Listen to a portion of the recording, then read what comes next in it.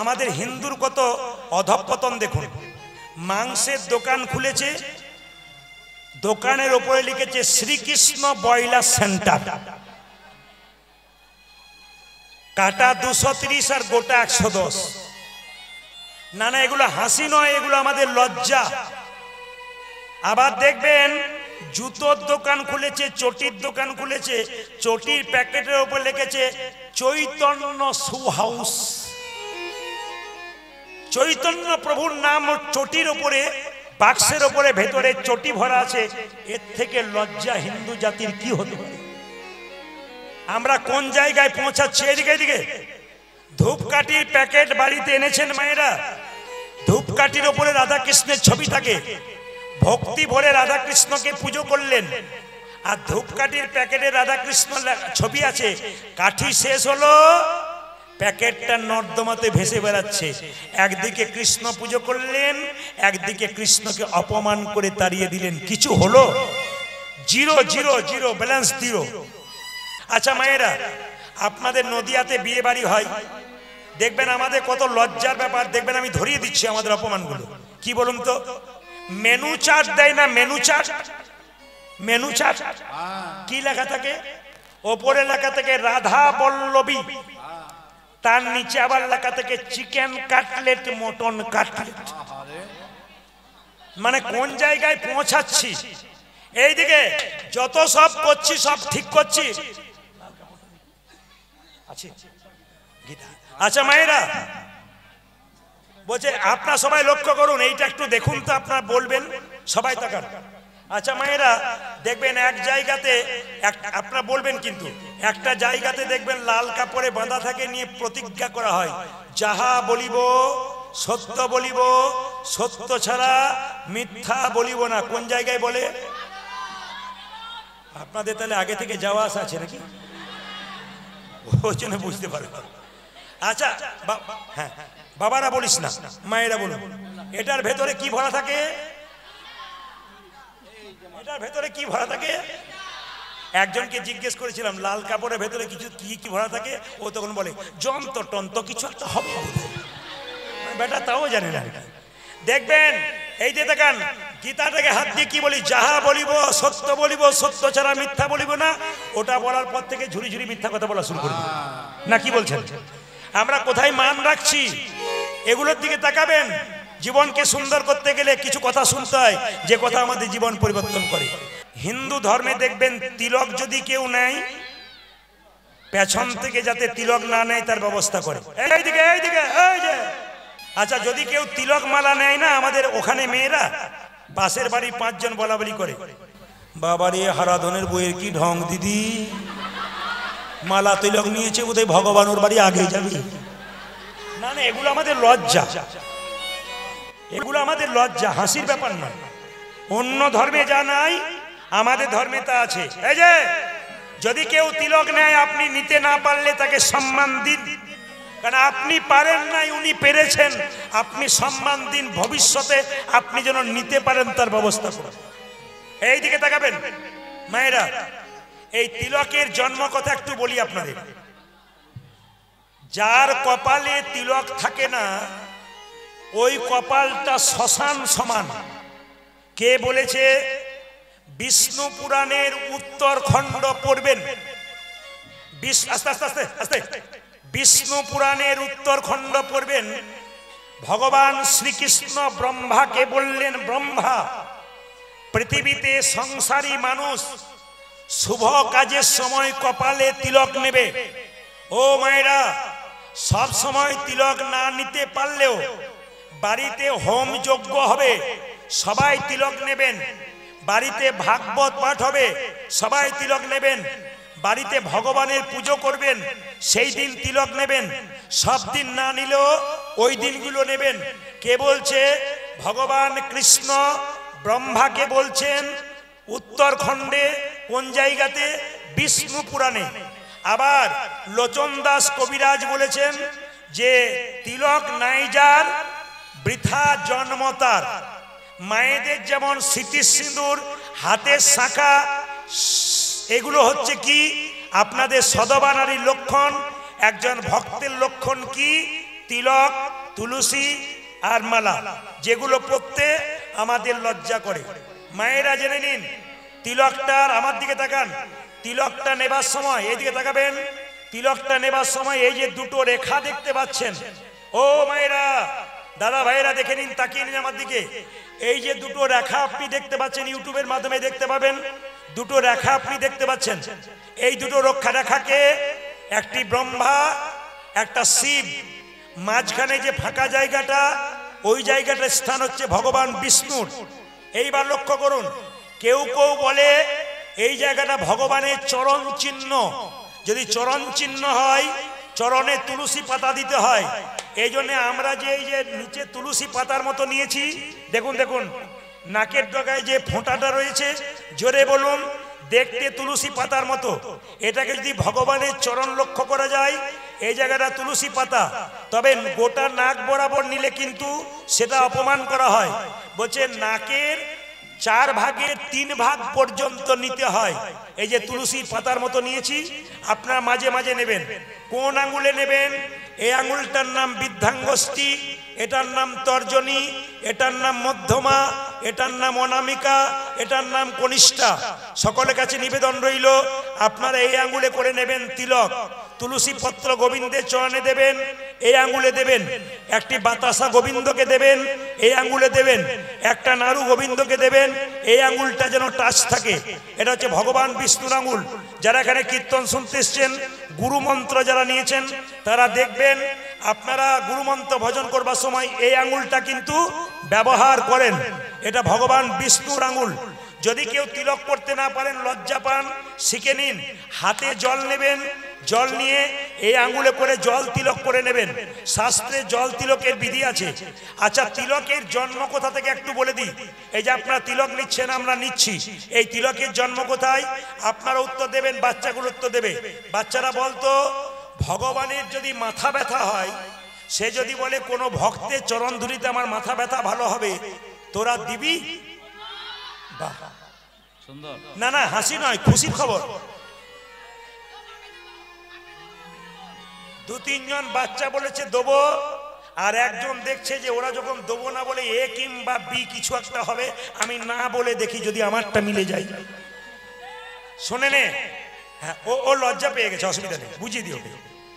ভগবানের একবার মাথা ব্যথা হলো। আচ্ছা বলুন তো মায়েরা, ভগবানের কখনো মাথা ব্যথা হয়? তিনি লীলা করেন, লীলা প্রকাশ করেন। নারদ বলল, প্রভু গালে হাত দিয়ে বসে আছো কেন? কৃষ্ণ বলল, আমার মাথা ব্যথা হয়েছে। বলছে, তাহলে তুমি তো বিশ্বের কবিরাজ, তোমার মাথা ব্যথা হয়েছে, চিকিৎসা করার ক্ষমতা কারো নাই, তুমিই পারো। তুমি বলো কি করলে তোমার মাথা ব্যথা ভালো হবে? ভগবান নারদকে বলল, কোন ভক্ত যদি তার চরণ ধুলি আমার মাথায় দিতে পারে, আমার মাথা ব্যথা ভালো হয়ে যেতে পারে। মায়েরা, ভগবানের এত মহিষী, মানে এত স্ত্রী, 16,108টা স্ত্রী, সবার কাছে নারদ গিয়েছিল, শিবলোকে গিয়েছিল। ওগো, একটু চরণ ধুলি দাও, ভগবানের মাথা ব্যথা হয়েছে, ভালো হয়ে যাবে, একটু চরণ ধুলি দাও। সবাই বলছে, মাথা খারাপ, যিনি বিশ্বের মালিক, আমার চরণ ধুলি দেব, আমি নরকে যাব না, দেব না। কিন্তু যখনই নারদ বৃন্দাবনে ব্রজগোপী তথা রাধারানীর কাছে গেলেন, রাধারানী ব্রজগোপীরা বলল, নারদ তোমার মন খারাপ কেন? বলে, আমাদের গোবিন্দের মাথা ব্যথা, কি করলে মাথা ব্যথা সারবে নারদ? আমার গোবিন্দ কি করলে মাথা ব্যথা সারবে বলো? বলছে, কোনো ভক্ত যদি চরণ ধুলি দেয়, তবে তার চরণ ধুলিতে আমার ভগবানের মাথা ব্যথা ভালো হবে। তাকিয়ে দেখুন, নারদের গলায় একটা উন্নি ছিল, ব্রজগোপীরা তাদের চরণের ধুলোগুলো উন্নিতে বেঁধে দিল, রাধারানী চরণ ধুলো দিল। গোবিন্দ সঙ্গে সঙ্গে সেই চরণ ধুলি মাথায় নিল, তার মাথা ব্যথা সেরে গেল। তিনি জগৎকে শিক্ষা দিলেন, রে জগৎ, ব্রজগোপীদের চরণের ধুলি আজ থেকে শুরু হবে তিলক। এ তিলক যারা নেবে, স্বয়ং ভগবানের কৃপা তারা লাভ করবে। অনেকের প্রশ্ন থাকে, রাধারানীর, এদিকে রাধারানীর কপালে তিলক থাকে না কেন? দেখুন, রাধারানীর কপালে তিলক থাকে না কেন, ব্রজগোপীদের কপালে তিলক থাকে না কেন? প্রশ্ন করে অনেকে, দেখবেন ইউটিউবের মাধ্যমে। শুনে নিন, কি নিজের চরণের ধুলি তিনি কোনোদিন মাথায় নিতে পারেন না, কপালে নিতে পারেন না নিজের চরণের জিনিস। যেহেতু ভগবান আশীর্বাদ করেছেন সব ভক্তরা নেবেন, এই জন্য রাধারানী তার চরণের ধুলিটা তিলক হয়ে গেছে, ওটা কোনোদিন কপালে তিলক রূপে রাধারানী এবং ব্রজগোপীরা নেয় না। একটা দামি কথা শুনে নিন, আপনারা যারা মন্দিরে রাধা কৃষ্ণের মূর্তি দেখছেন, সব মন্দিরে কি উচিত বলুন তো? রাধারানীর পাটাকে ঢাকা দিয়ে রাখা। যারা ভক্ত মানুষ আছেন এখানে তারা জানেন রাধারানীর চরণ কিন্তু দেখতে নাই। যখন মন্দির দেখবেন, প্রকৃত মন্দির যারা তৈরি করছেন, আমার দিকে তাকান, শাস্ত্র পড়বেন, দেখে নেবেন, কৃষ্ণ এবং রাধার প্রকৃত মন্দিরে দেখবেন, যেগুলো প্রকৃত মন্দির যারা শাস্ত্র মেনে করেছে, তারা দেখবেন রাধারানীর চরণ দুটো কাপড় দিয়ে ঢাকা থাকে। কেন? বছরে একবার রাধারানীর চরণ দেখা যায়, কার্তিক মাসের গোপাষ্টমীর দিনে। ওই দিন রাখাল রাজ গোবিন্দ বৃন্দাবনে খেলতে খেলতে রাখালের সার্টিফিকেট পেয়েছিল, তিনি রাখাল রাজা। সেদিন রাধারানীও ধুতি পরেছিল, তাদের সঙ্গে খেলা করছিল, রাধার চরণ সেই দিন দর্শন করেছিল। ওই দিন একমাত্র গোপাষ্টমীর দিনে রাধারানীর চরণ দেখা যায়, বাকি কোনো দিন নয়। আর একটা দিন দেখা যেতে পারে, যদি আপনি কৃপা করে দেখেন, রাধা অষ্টমীর দিনে আপনি দেখা দিতে পারেন।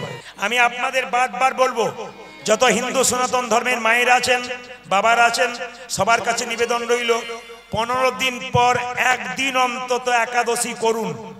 আমি আপনাদের নির্জলা করতে বলছি না, নির্জলা একাদশী উত্তম একাদশী। যদি নির্জলা না করতে পারেন তাহলে আপনি একটু ফল খেতে পারেন।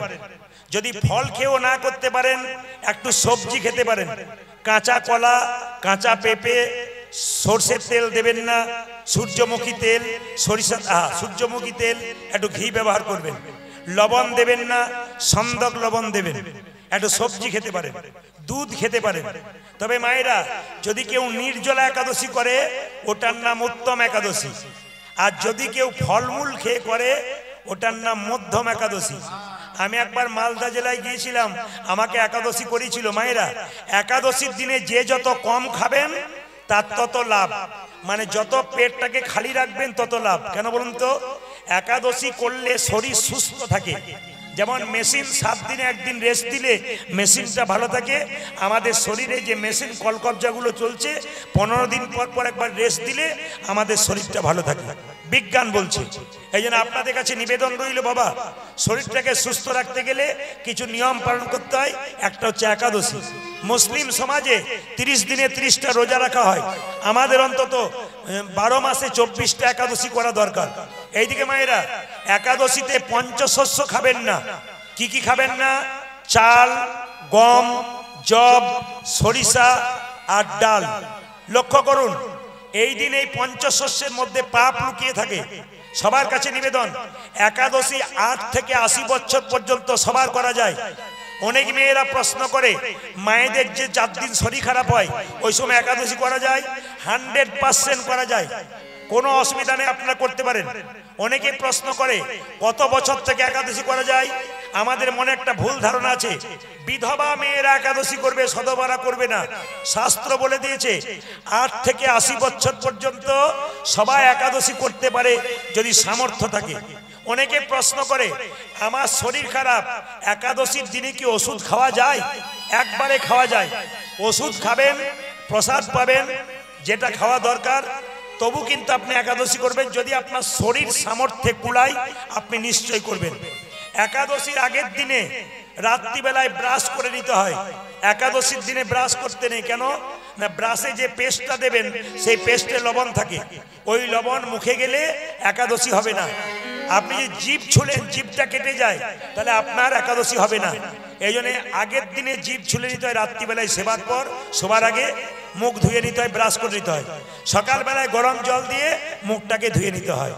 সকাল থেকে সন্ধ্যে পর্যন্ত আপনি একাদশীর দিনে কি করবেন মা? শর্ত করতে হবে, শুধু উপবাস নয়। খারাপ কিছু দেখবো না, খারাপ কিছু বলবো না, খারাপ কিছু ভাববো না, এরই নাম হচ্ছে একাদশী। শুধু আপনি খাবেন না সেটা একাদশী নয়, আপনাকে শর্ত করতে হবে। খারাপ কিছু দেখবো না, খারাপ কিছু বলবো না, খারাপ কিছু ভাববো না। আমি মালদা জেলায় গিয়েছিলাম, আমাকে একাদশী করিয়েছে। আমার দিকে দেখান, 4 রকমের ফল, 4 রকমের মিষ্টি, 4 রকমের সবজি, 4 গ্লাস দুধ আর বাটি বাটি পায়েস তৈরি করেছে, আমাকে দিয়েছে। আমি মনে মনে ভাবলাম, এইরকম সবজি যদি হয়, প্রতিদিন একাদশী করবো, কোনোদিন বাদ দেবো না। নির্জলা একাদশী উত্তম একাদশী।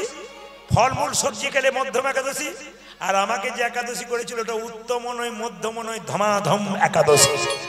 এই জন্য আপনাদের কাছে নিবেদন রইল, অনেকে প্রশ্ন করে একাদশীর দিনে আটা খাওয়া যায়? একাদশী দিনে আটা খেলে কি হয় মা? আটাদশী হয়, একাদশী হয় না।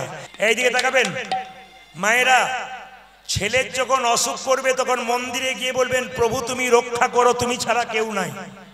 এদিকে ভগবানের নাম হবে আর আপনি গল্প করবেন, আর ভগবানের নাম হবে আপনি বাড়ি চলে যাবেন। তাহলে ভগবান আপনার কিচ্ছু করবে না, আপনি কিছু করবেন তবে ভগবান কিছু করবে। ব্যাংকে টাকা জমা দেবেন তবে আপনি সুদ পাবেন, টাকা জমা দেবেন না আপনি সুদ পাবেন না।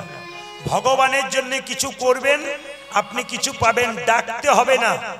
অন্তকালে শরণম, যদি কেউ প্রতিদিন ভগবানের সঙ্গে সম্বন্ধ রাখে ভগবান শেষে এসে তাকে দেখা দেয়। প্রমাণ কি? মায়েরা, আপনার বাড়ির দরজায় কোনো ছেলে যদি বলে ও মা জল তৃষ্ণা পেয়েছে, এক গ্লাস জল দাও, কে আছো গো জল দাও, আপনি জল দেবেন। কিন্তু যদি বলে কাকিমা কাকিমা আমার জল তৃষ্ণা পেয়েছে, একটু জল দাও, আপনার তখন কি মনে হবে? ছেলেটি আমাকে কাকিমা বলে রেখেছে, খা খা জল নে বাবা জল নে। সম্বন্ধ তৈরি করবেন যত, ভগবানের সঙ্গে সম্পর্ক তত তৈরি হবে। মায়েরা, সাজার কথা যখন বললাম একটু আপনাদের বলে দিই, আপনারা সব সিঁদুর নিয়েছেন তো? জোরে বলুন, নিয়েছেন? আমি তো দেখতে পাচ্ছি না, আমাকে কাছে গিয়ে দেখতে হবে। তবে দাদারা মনে মনে ভাবছে কতটা যে নেই, বাড়ি গেলে বুঝতে পারবেন। সিঁদুরের কথা যখন হলো তখন বলে রাখি মায়েরা, এই দিকে তাকাবেন, হনুমানজির পুজো কবে হয়? কি বার হয়? জোরে বলুন দেখি, কি বার হয়? হিন্দু জাতির মানুষ হনুমানের পুজোর দিন জানেন না? হনুমানের পুজোর দিন মঙ্গলবার দিন। আচ্ছা মায়েরা, হনুমানের চরণে সিঁদুর দেন না? সিঁদুর, এই সিঁদুর দেন কেন? তাকান, একদিন সীতামা এমনি করে আয়নাতে করে নিয়ে সিঁদুর নিচ্ছে। হনুমান পেছন থেকে প্রশ্ন করছে, এই যে এই যে এই যে মা ওটা কি নিচ্ছ? সিঁদুর। সিঁদুর? বলে হ্যাঁ। আচ্ছা মা সিঁদুর নিলে কি হয়? বলছে সিঁদুর নিলে প্রভুর একটু মঙ্গল হয়। আচ্ছা বেশ, সিঁদুর তুমি লম্বা নিচ্ছ কেন? সীতা বলছে এ জগতে যে মেয়ে যত লম্বা সিঁদুর নেবে তার স্বামীর আয়ু তত লম্বা হবে। হঠাৎ করে হনুমান বলছে মা যদি কোনো মেয়ে স্মৃতির সিঁদুর খাটো নেই তাহলে কি হয়? বলছে যে যত খাটো নেবে তার স্বামী তত তাড়াতাড়ি বলো হরি হরিব, আর যে একবারে নেবে না, যে সিটিতে নেবে না সাইডে নেবে, বিয়ের পর থেকে স্বামী স্ত্রী সাইড হওয়ার চান্স থাকবে। আপনাদের যাদের সিটিতে সিঁদুর নাই তাদের কি বলা হবে? ডিভোর্স হওয়ার চান্স থাকবে। না না, এতক্ষণ যে কথাগুলো বললাম এগুলো সব মজা করে বললাম, আসল তত্ত্বটা বলে রাখি যেটা বলবার জন্য।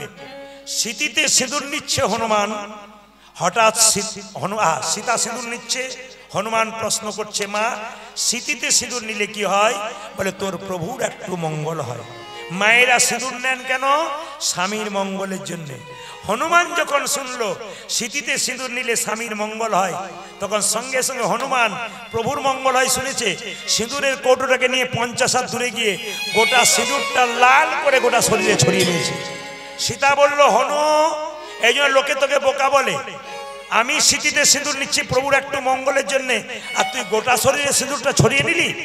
হনুমান বলছে মা গো, সিটিতে সিঁদুর নিলে প্রভুর যদি একটু মঙ্গল হয়, তবে গোটা শরীরে সিঁদুরটা ছড়িয়ে নিলে প্রভুর আমার কত না মঙ্গল হবে। এরই নাম হনুমান। মায়েরা জেনে নিন, ভরত ছুটে গিয়েছিল কোথায়? বনের মধ্যে। রামচন্দ্রকে বলেছিল দাদা তুমি ফিরে চলো, তুমি রাজা হবে। রাম বলল পিতৃশত্র পালিবারে রাম যখন 14 বছরের জন্য বনবাসে এসেছে আর ফিরে যাবে না বাবা। ভাই তবে এক কাজ কর। বলে কি? তুই যখন বলছিস সিংহাসনে বসবো না, আমার খরম যুগল তুই সিংহাসনে বসা নে, তুই রাজ্য পরিচালনা কর। স্বয়ং ভরত কি করেছিল বাবা? রামচন্দ্রের খড়ম যুগল সিংহাসনে বসিয়েছিল আর নিজে নিজে নিচে বসে রাজ্য পরিচালনা করেছিল। তাহলে মায়েরা, মা যদি মায়ের মতো না হয় সেই মাকে মা বলা যায় না। কৈকেয়ীকে ভরত 14 বছর মা বলে নাই, রাক্ষসী বলেছিল।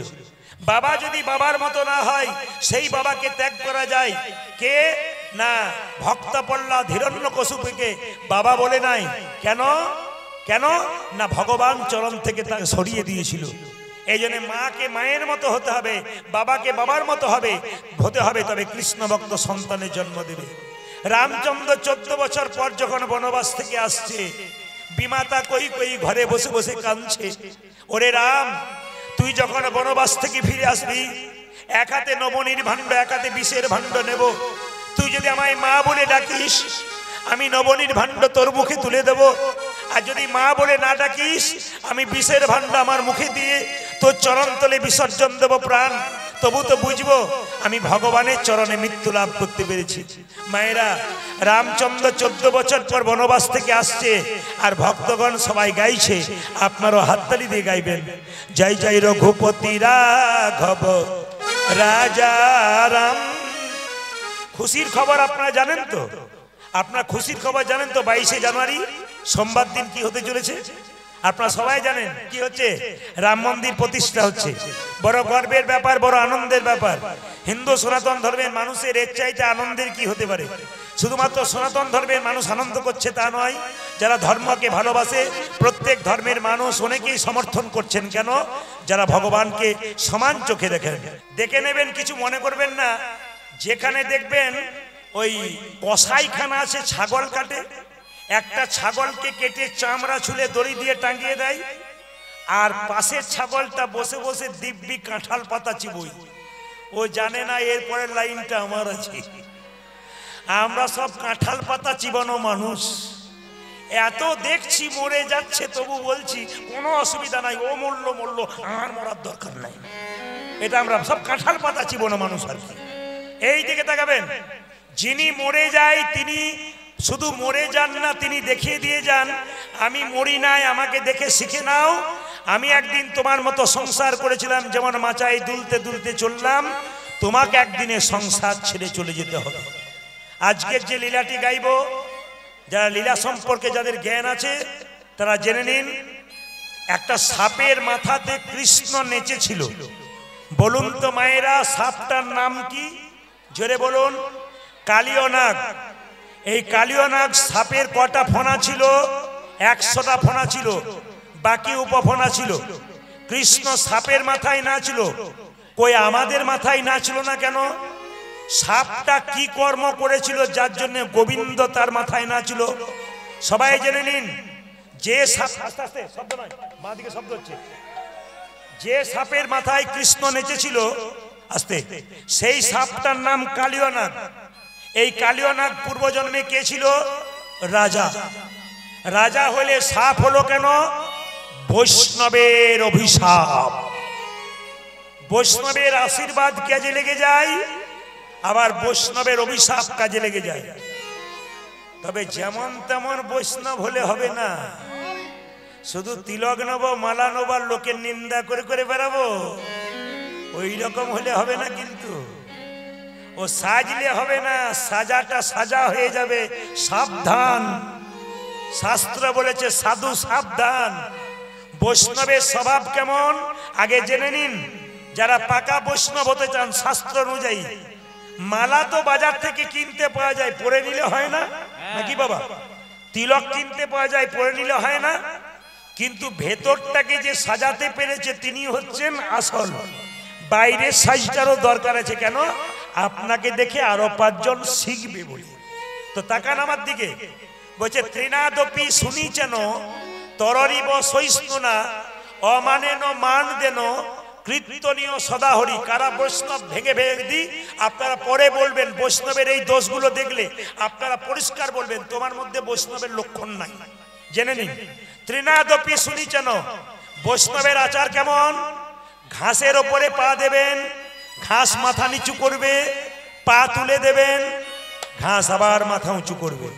কিন্তু বৈষ্ণবকে হাজার কথা বলবেন, ওই যে বৈষ্ণব মাথা নিচু করবে আর উঁচু করবে না, ইনি হচ্ছেন বৈষ্ণব।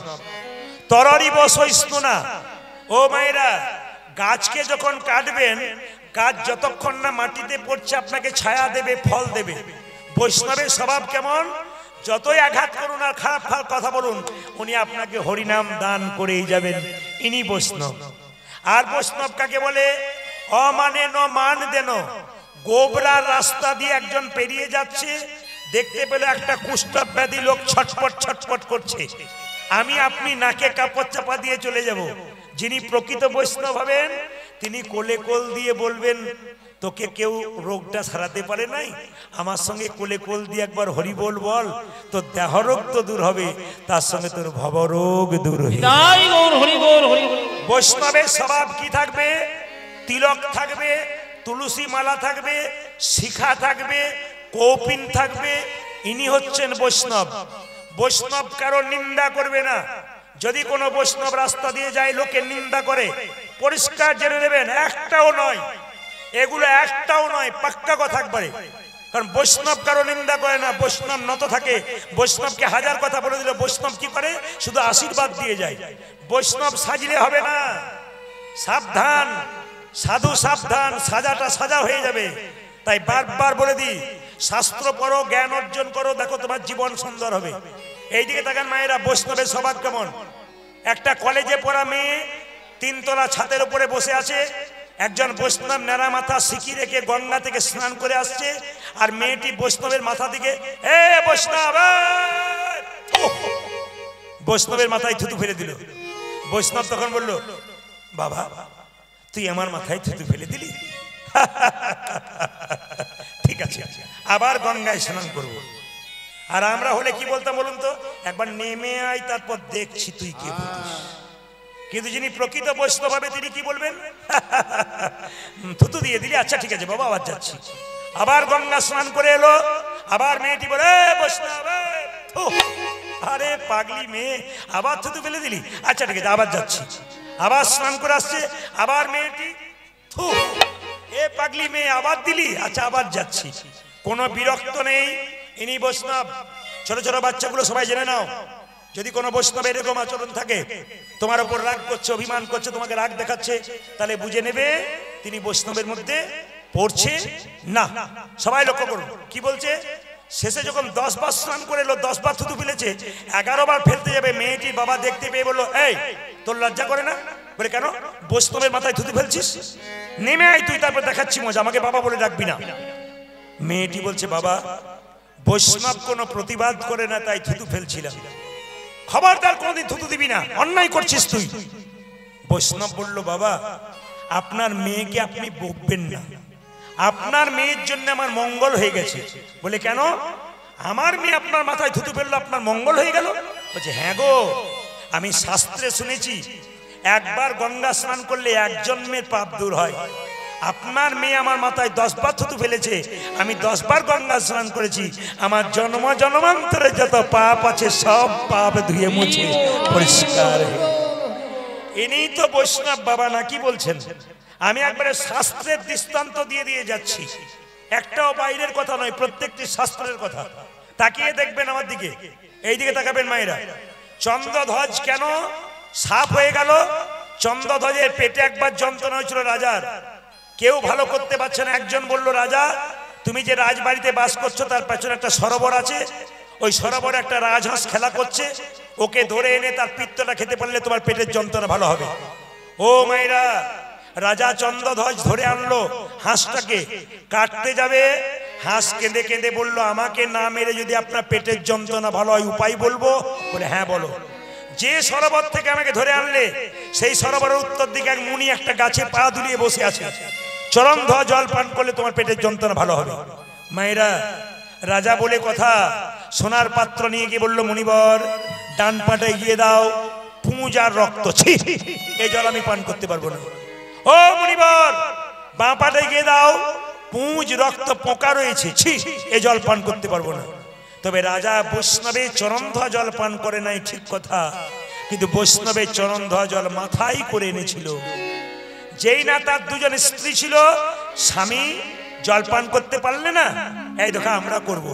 দুজন মিলে যখন জলপান করলো, মুনি ছুটে এসে বলল, রাজা এ তুমি কি করলে? আমার চরণ ধ্বজলকে তুমি অপমান করলে।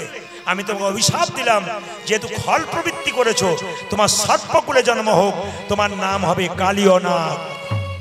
চন্দ্রধ্বজ রাজা কেঁদে কেঁদে বলল, হে মুনিবর, অভিশাপ যদি দিলে আমায় সাপি কুলে জন্মে হোক, অভিশাপ যদি আমায় দিলে যেমন সাপি কুলে জন্ম হোক, তবে আশীর্বাদ দাও যেন গোবিন্দের চরণ আমার মাথায় পড়ে। গোবিন্দের চরণে আমায় মাথায় পড়ে। বৈষ্ণব বলল, অভিশাপ যেমন দিলাম সাপ কুলে জন্ম হবে, আশীর্বাদ দিলাম একদিন তোমার মাথায় ভগবান কৃষ্ণের নৃত্য হবে। তাই তো কালিয়ানাগের মাথায় কৃষ্ণ নেচেছিল বাবা। বৈষ্ণবের মতো বৈষ্ণব হলে আশীর্বাদ দিলে কাজ হয়ে যায়। এই জন্য বৈষ্ণবের বৈষ্ণবত্ব গ্রহণ করতে হবে, বিষ্ণুকে জানতে হবে, যিনি বিষ্ণু ছাড়া কিছু জানেন না, ইনি হচ্ছেন বৈষ্ণব। তাই পদকর্তা বললেন, কালিদহ হদে কালিয়ানাগ বাস করে বৃন্দাবনে, কালিন্দির এক দহে কালী নাগ দাহে রহে। কালিন্দির এক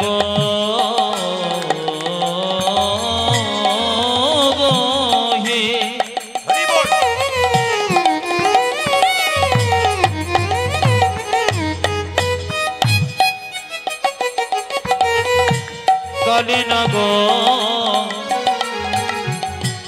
দহে রহে। বিষ জলে বিষ জলে দহন সমান, দেখো বিষ জলে বিষ জলে দহন সমান। ও যে বিষ জলে বিষার জলে দহন সমান। বিষ জলে বিষ জলে দহন সমান। বিষার জলে সমান সমান।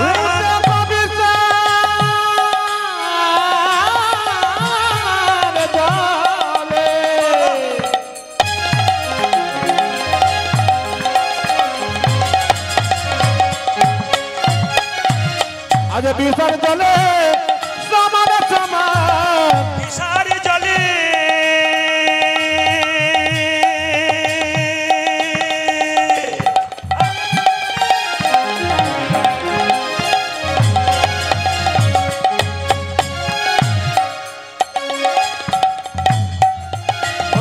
বিষার জলে সমান সমান।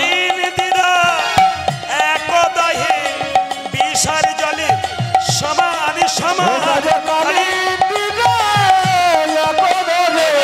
বিষার জলে সমান সমান। বিষার জলে সমান সমান। বিষার জলে সমান সমান। বিষ জলে বিষ জলে দহন সমান। মায়েরা এই যে দেখাবেন, কৃষ্ণ কালিয়ানাগ বাস করতো কালিদহ হদে, ওই জলটা বিষ হলো কেন? আপনাদের নদিয়াতে অনেক পুকুর আছে যেখানে দেখবেন পদ্ম ফুল থাকলেও থাকতে পারে। আমাদের বীরভূমে গেলে প্রায় পুকুরে পদ্ম ফুল থাকে, ওখানে একটা সাপ থাকে, ওটার নাম পদ্মনাগ। ওই সাপটা যদি কাউকে কামড় দেয়, পারে আর উঠতে পারে না, ওখানেই মরে যায়। তাই যেখানে পদ্মনাগ সাপ থাকে সেখানে জলটা বিষ হলো না। কালিয়ানাগ যেখানে থাকে কালিদহ হদে বিষটা হলো কেন? কৃষ্ণ কুরুক্ষেত্রের যুদ্ধে জয়লাভ করার পর সবাইকে সবকিছু দিলেন, কালিয়ানাগ বললেন আমাকে দাও, এখান থেকে উদ্ধার করো। ভগবান কোনো কথা শুনলো না। কালিয়ানাগ মনে মনে ভাবলো, এক কাজ করো, তোমার সঙ্গে প্রেম করে যদি না পেলাম, তোমার সঙ্গে শত্রুতা আরম্ভ করব। এমন বিষ ঢালতে শুরু করব, এই পথ দিয়ে কোনো পশু পাখি পেরিয়ে যাবে, ছটফট করে মরবে, মরবার আগে তোমাকে ডাকবে, আর তোমাকে ডাকলে তুমি এখানে ছুটে আসবে, আর এখানে ছুটে এলে আমি তোমার চরণ লাভ করে দেবো। কালিয়ানাগ বড় ভক্ত ছিল, তাই কি হলো, তাহারয়ু পরিবাই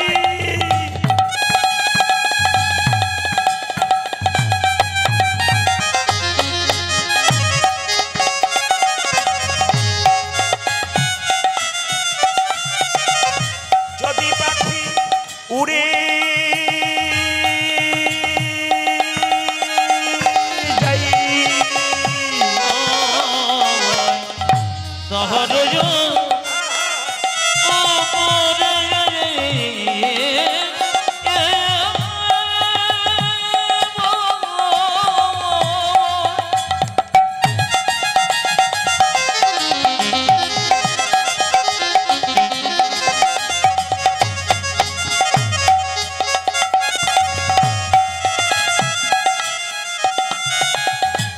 পাখি জুড়ে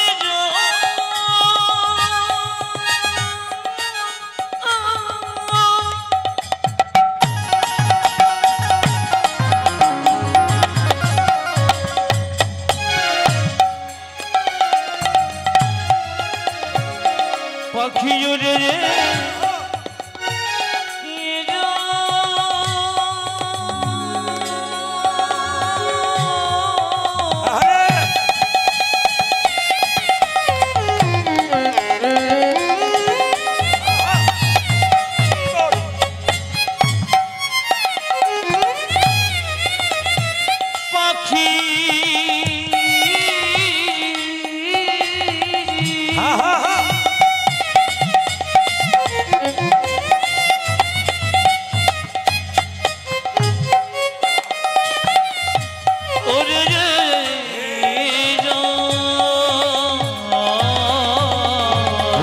বাহাদুর পারে পারে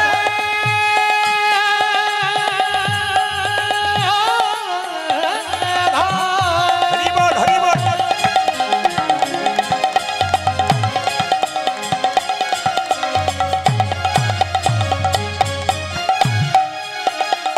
আমার যদি পাখি উড়ে বিষের জ্বালাই জয়ে প্রাণ দেখ রে বিষের জ্বালাই বিষের ওরে বিষের জ্বালাই জয়ে প্রাণ বিষের জ্বালাই বিষ জ্বালাই জয় আমরা কোনো অপরাধ করি নাই প্রভু কোনো অপরাধ করি নাই প্রভু কোনো অপরাধ করি নাই প্রভু বিষের জ্বালাই প্রাণ হারালাম কোনো অপরাধ করি নাই প্রভু আমরা কোনো অপরাধ করি না বিষের জ্বালাই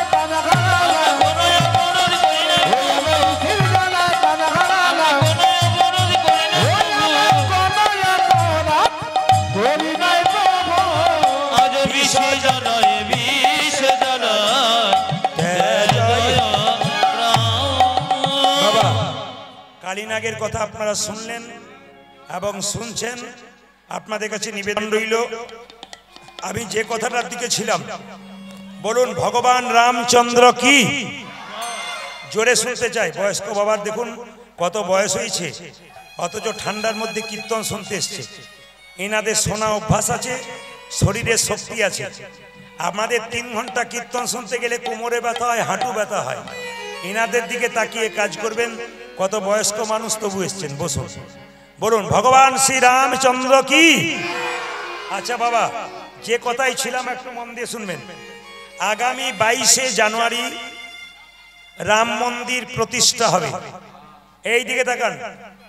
এই রাম মন্দিরটা যে তৈরি হচ্ছে, শুনলে চমকে যাবেন। এই রাম মন্দিরে 44 থেকে 46টা দরজা আছে এবং এই মাঝের যে দরজা মধ্যগর্ভে, ওই দরজাটা সোনা দিয়ে মোড়া। ভালো করে শুনবেন, সোনা দিয়ে মোড়া। ওই রাম মন্দিরে 108টি ঘন্টা টাঙানো হবে। এইদিকে রাম মন্দিরে 108টি ঘন্টা টাঙানো হবে। ওই ঘন্টাগুলো টোটাল ওজন কত জানেন? 1200 কেজি। ওটা আসছে কোথা থেকে? কর্ণাটক থেকে আসছে। শুনলে চমকে যাবেন মায়েরা। একটা ধূপকাঠি ওখানে জ্বালানো হচ্ছে।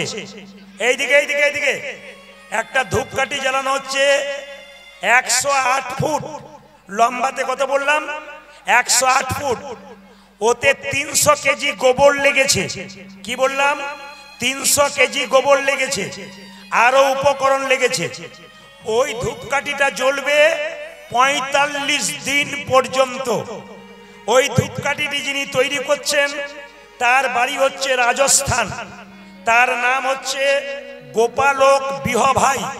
তিনি কিন্তু এই ধূপকাঠিটা তৈরি করছেন, মন দিয়ে শুনে নিন আপনারা। এবং এই ধূপকাঠিটা যেখান থেকে আনবে, রাজস্থান থেকে 1800 কিলোমিটার রাস্তা কেটে আসবে, এ প্রোটোকল মেনে আসবে। এবং দেখবেন রথের মধ্যে সুসজ্জিত করে এই ধূপকাঠিটা আনা হবে রাম মন্দিরের প্রতিষ্ঠার জন্য। আবার একথাও জেনে নিন আপনারা, যে যেখানে বসে আছেন, রাম মন্দিরে কিছু কিছু নতুন লক্ষণ দেখা গেছে যা আগে ছিল না। যে পাখিগুলো প্রায় বিলুপ্ত হয়ে গেছিল, দেখবেন মন্দিরের পাশে প্রচুর পাখির আসা যাওয়া আরম্ভ হয়ে গেছে। এর থেকে মহাজনরা বিচার করছেন যে জটায়ুর পরবর্তী বংশধররা ওখানে এসে ভিড় করছে, ভগবান রামচন্দ্র আসছেন বলে। খুব আনন্দের খবর, খুব সুসংবাদ আপনাদের কাছে নিবেদন রইল। সমস্ত ধর্মকে সম্মান দিয়ে বললাম, একটু মন দিয়ে শুনবেন যে যেখানে বসে আছেন। কিছু ভালুকের আগমন হয়েছে, কিছু হনুমানের আগমন হয়েছে। এই রাম মন্দির প্রতিষ্ঠার জন্য প্রচুর মানুষ প্রচুর দান করেছেন। এবং আপনারা সবাই অবাক হবেন, বেলা 11টা থেকে 12টার মধ্যে রাম মন্দির প্রতিষ্ঠার মন্ত্র শুরু হয়ে যাবে। দেখবেন আপনারা সবাই সেই দিন একটু ভগবান রামকে স্মরণ করবেন। আপনাদের কাছে নিবেদন রইল, সামনে মন্দিরে থাকলে প্রদীপ জ্বালাবেন, নইলে প্রতি বাড়ি বাড়ি আপনারা ঘিয়ের প্রদীপ জ্বালাবেন। স্বয়ং রামচন্দ্র আবার নিজ গৃহে ফিরে আসছে বলে। নেতাই গৌর হরি হরি। আমি প্রতিটি ধর্মকে সম্মান দিয়ে বললাম, ভগবান রামচন্দ্র আসছেন, আবার আসছেন। না না, ভগবান সবার, কি হিন্দু, কি খ্রিস্টান, কি মুসলিম, কি জৈন, আপন আপন নামে ডাকে। কিন্তু নামে ডাকলে কি হবে? তিনি এক। কেউ ডাকে কৃষ্ণ, কেউ ডাকে গড, কেউ ডাকে আবার কি, কেউ ডাকে কৃষ্ণ, কেউ ডাকে গড, আবার কেউ ডাকে আল্লাহ, বিভিন্ন রকমে, কেউ ডাকে যীশু খ্রিস্ট। কিন্তু জেনে নিন তিনি একজনই, কিন্তু তিনি একজনই, নামটা শুধু আলাদা। আমি প্রদীপ পাল, আমাকে কেউ বলছে উনি সুদীপ পাল, উনি উদ্দীপ পাল, কিন্তু আমি প্রদীপ পাল। আমার বাবা আমাকে ছেলে বলে, আমার মামা আমাকে ভাগ্নে বলে, আমার কাকা আমাকে ভাইপো বলে, শ্বশুর বাড়িতে গেলে জামাই বলে। আমি কজন? আমি একজন। একটা প্রমাণ দিয়ে দিই আপনাদের। আপনাদের গোবরা গ্রামটা কত বড় আমি জানি না, আমি ঘুরতে পারি নাই, তবে একটা বড় বড় না, হ্যাঁ অনেকটা বড়। বলি আপনাদের গোবরা যে গ্রামটা অনেক বড়, ওই পাড়ার ছেলের সঙ্গে এই পাড়ার মেয়ের বিয়ে হয়েছে। এখন বিবাহের পরে স্বামী স্ত্রীতে একটু ঝগড়া হয়। আপনাদের গোবরাতে হয় না, অন্য জায়গায় হয়, এখানে জন্য বলি। তো বলি বলি এদিকে ওই পাড়ার মেয়ের সঙ্গে এই পাড়ার ছেলে বিয়ে হয়েছে, ঝগড়া হয়ে এই বেশি যদি মুখ চালাবে না, প্রদীপ বাবুর বাড়ি বীরভূম চলে যাব। মেয়েটি তখন বলছে চলে যাও না, আমিও থানা বাড়ি চলে যাব, মানে আমার বাবার বাড়ি চলে যাব। গ্রামে গ্রামে বিয়ে হলে একটা নিয়ম ভালো আছে, কি বলুন তো? ছেলেদের যত সুবিধা, মেয়েদের তত সুবিধা। বারবার শ্বশুর বাড়ি যাবেন, মিষ্টির প্যাকেট কিনতে হবে না, দিব্যি যাবেন, খেয়ে চলে আসবেন। আর দেখবেন মেয়েদের সুবিধা কি? ঝগড়া হলেই থানা বাড়ি, মানে বাপের বাড়ি গিয়ে বসলো, আর কি, কোথাও নাই। এখন সবাই লক্ষ্য করুন, ছেলেটা চলে গেছে কোথায়? এই ঘাটে, বল্লভপুর ঘাটে চলে গেছে, নদী পার হবে। মেয়েটি মনে মনে ভাবছে তুমি যেথা যাও না কেন, আমি বাপের বাড়ি চললাম।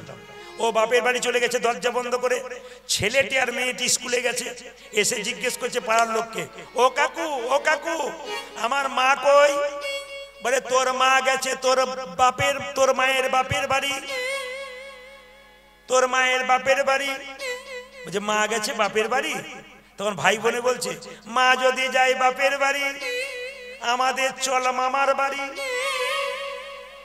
স্বামী কাটোয়া ঘাট থেকে ঘুরে এসেছে, টেনশন হচ্ছে যদি কিছু গন্ডগোল হয়। এসে বলছে একজনকে, হ্যাঁ রে তোর বৌদিকে দেখেছিস? বলে বৌদি গেছে বাপের বাড়ি। বুঝলাম, ছেলেগুলো কই? ওরা গেছে মামার বাড়ি। তখন স্বামী মনে মনে ভাবছে, বউ যদি যাই বাপের বাড়ি, ছেলে যদি যাই মামার বাড়ি, আমি কেন বাকি থাকি, আমি যাই শ্বশুর বাড়ি। যে পথেতে যাও না কেন, আমি বই আর কেউ নাই। হরি বল। যে পথেতে যাও না কেন, যাও না কেন আমি বই আর কেউ না ও দাদা যে পথেতে যাও না কেন আমি বই আর কেউ না একই ব্রহ্ম একই ব্রহ্ম একই ব্রহ্ম দ্বিতীয় নাস্তি আমি ছাড়া গতি নাই ওগো একই ব্রহ্ম দিতে নাস্তি আমি ছাড়া গতি নাই একই ব্রহ্ম হ্যাঁ হ্যাঁ একই ব্রহ্ম দ্বিতীয় নাস্তি আমি ছাড়া গতি নাই আচ্ছা একই ব্রহ্ম দ্বিতীয় নাস্তি আমি ছাড়া গতি নাই যে পথেতে যাও না কেন আমি বই আর কেউ না তোমরা যে পথেতে যাও না কেন আমি বই আর কেউ নয় যে পথেতে যাও না কেন আমি বই আর কেউ না আচ্ছা যে পথেতে যাও না কেন আমি বই আর কেউ না ভগবান শ্রীকৃষ্ণ যখন দেখলো কালীয় নাগ আমার ভক্তদের কষ্ট দিচ্ছে আজকে দাদা বলাইয়ের জন্মদিন তাই মাকে কি বললো মা মনে মনে ভাবছে দাদা বলাই থাকবে না ফাঁকে কালিয়া নাগকে দমন করে নেবো তাই মাকে বলছে মা আমায় সাজাইয়ে দাও মা সাজাইয়ে দাও আমায় সাজাইয়ে দাও সাজাইয়ে দাও সাজাইয়ে দাও মা সাজাইয়ে দাও ওই আমার সাজায়ে দাও সাজায়ে দাও উঠে যাবার সময় হলো সাজাইয়ে দাও মা সাজাইয়ে দাও ওগো আমার গোষ্ঠী যাওয়ার সময় হলো সাজাইয়ে দাও সাজাইয়ে দাও আমার উঠে যাবার সময় হলো সাজাইয়ে দাও মা সাজাইয়ে দাও আমার পথে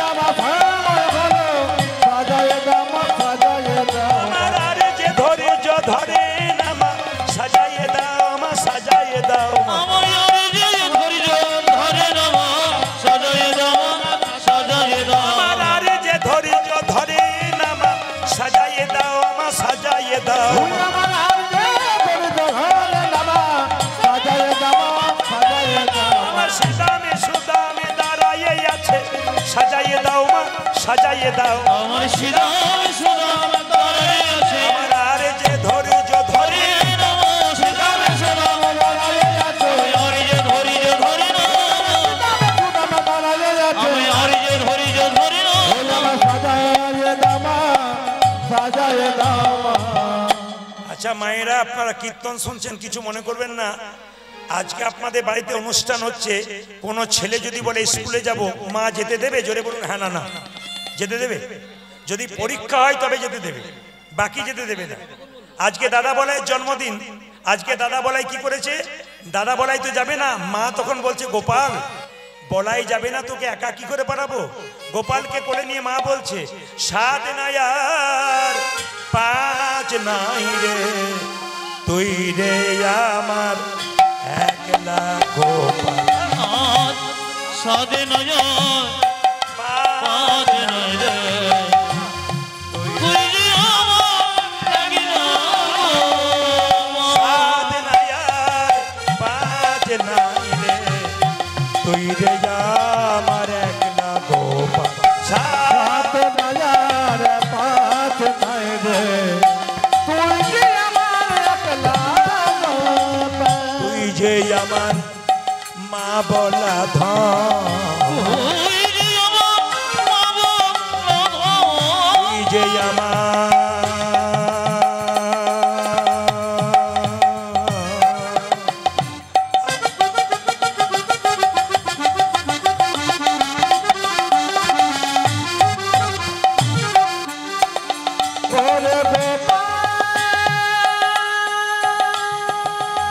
বাবা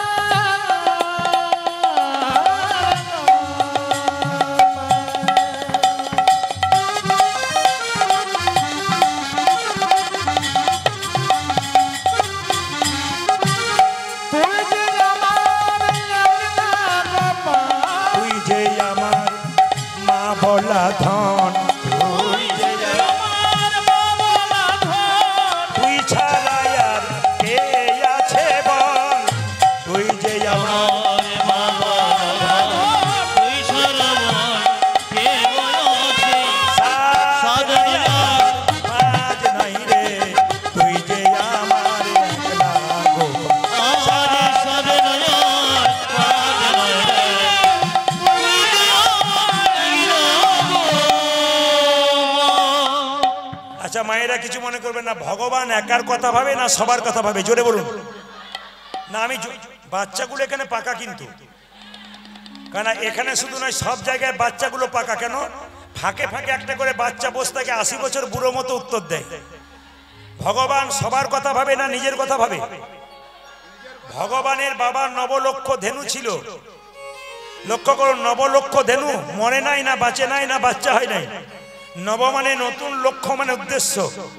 গোবিন্দ প্রত্যেক দিন নতুন নতুন উদ্দেশ্যে যেতেন। গোচারণ, গো মানে ইন্দ্রিয়, চারণ মানে চালনা করা। আপনার গাভীটার বাছুর হয়েছে, বাছুরটাকে খুলে দেবেন, গাভী তার পেছনে দৌড়ে যাবে। কেন? যদি বাচ্চা খালে বিলে পড়ে যায়, যদি কেউ কেড়ে নেয়। মদ ভক্ত যত্র গচ্ছান্তি তত্র গচ্ছামি পার্থিব, ভক্তানুমনু গচ্ছন্তি মুক্ত স্থিতি বিষয়। তার মানে কি? বৎসের পশ্চাতে যেমন ধাই ধেনুগণ, ভক্তের পশ্চাতে সেরকম যাই জনার্দন। আপনি হা কৃষ্ণ প্রাণ গোবিন্দ বলে রাস্তা দিয়ে চলে যাবেন, ভগবান জনার্দন আপনার পেছন পেছন যাবে ভক্তকে রক্ষা করার জন্য। তাই বললো মা, এই দেখো তুমি তো আমার কথা ভাবছো, কিন্তু আমি কার কথা ভাবছি জানো? না বল লক্ষ্য ধেনুর দল কে যোগাবে তৃণদল, লক্ষ ধেনু দল কে যোগাবে তৃণদল, না বল লক্ষ্য ধেনুর দল কে যোগাবে তৃণদল, লক্ষ ধেনু দল কে যোগাবে তৃণদল। গৃহ মাঝে গৃহ মাঝে গৃহ মাঝে রহিতে না পারি, মাগো গৃহ মাঝে রহিতে না পারি, গৃহ মাঝে রহিতে না পারি, আমি ঘরে রইতে পারি না, আমি ঘরে রইতে পারি না, ঘরে রইতে পারি না, ভক্ত যদি আমায় ডাকে ঘরে রইতে পারি না, ভক্ত যদি আমায় ডাকে ঘরে রইতে পারি না, ভক্ত যদি আমায় ডাকে ঘরে রইতে পারি না, মাগো ভক্ত যদি আমায় ডাকে ঘরে রইতে পারি না, গৃহ মাঝে গৃহ মাঝে গৃহ মাঝে রহিতে না পারি, মাগো গৃহ মাঝে রহিতে না পারি, গৃহ মাঝে রহিতে না।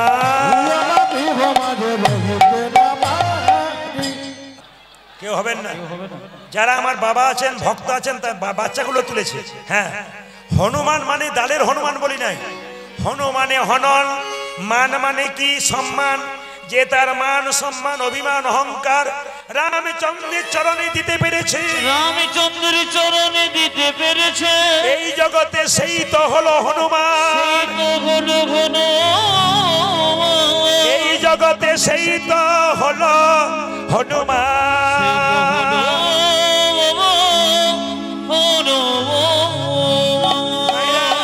সবাই লক্ষ্য করুন, যেদিন হনুমানজির পুজো করবেন, মঙ্গলবার দিন সিঁদুর দেবেন হনুমানকে, খুব মঙ্গল হয় মায়েদের। তো সেই সময় একটা গান গাইতে হয়। আমি একবার ঝাড়খণ্ডে গান গাইতে গেছিলাম, তো মেয়েরা রামনবমীর দিনে এই গানটি তালি দিয়ে গাইছিল। আপনারা সবাই মিলে হাত তুলে গান, হাত তুলুন একসঙ্গে, মিউজিকের সঙ্গে একসঙ্গে হাত তুলুন। বাহ, খুশি, হাত তুলবেন, বাহ সবাই।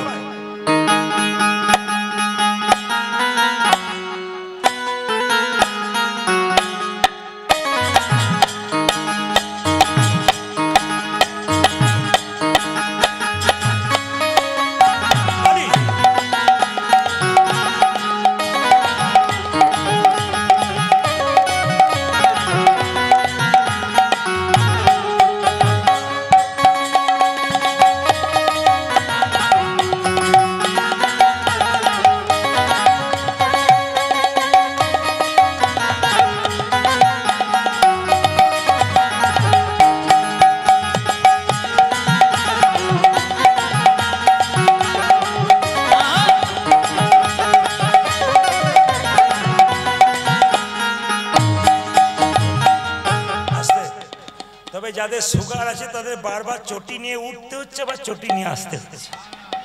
তবে যাদের সুগার আছে তাদের একটা ব্যায়াম শিখিয়ে দিয়ে যাব, বলবো না, বাদ দিয়ে দেবো, শিখিয়ে দিই। যাদের সুগার আছে একটা ব্যায়াম করলেই সুগার চলে যাবে। আমার দিকে তাকান, ব্যায়ামটার দিকে তাকান। প্রথম ব্যায়াম কি? দ্বিতীয় ব্যায়াম, বৌমা বলবে বাবা 2 পিস সাদা রসগোল্লা দি, বাবা চিনি আওলা চা দি, বাবা সুগার ফ্রি মিষ্টি দি। এই ব্যায়াম যদি করতে পারেন তাহলে বারবার উঠতে হবে না। হাত ওঠান একসঙ্গে একসঙ্গে। এই গানটি 2 লাইন গাইবো, হনুমানজির গান, রাম ভক্ত হনুমান। সবাই लेहरे लेहरे लहरायो रे झंडा झंडा झंडा बजरंग बली का।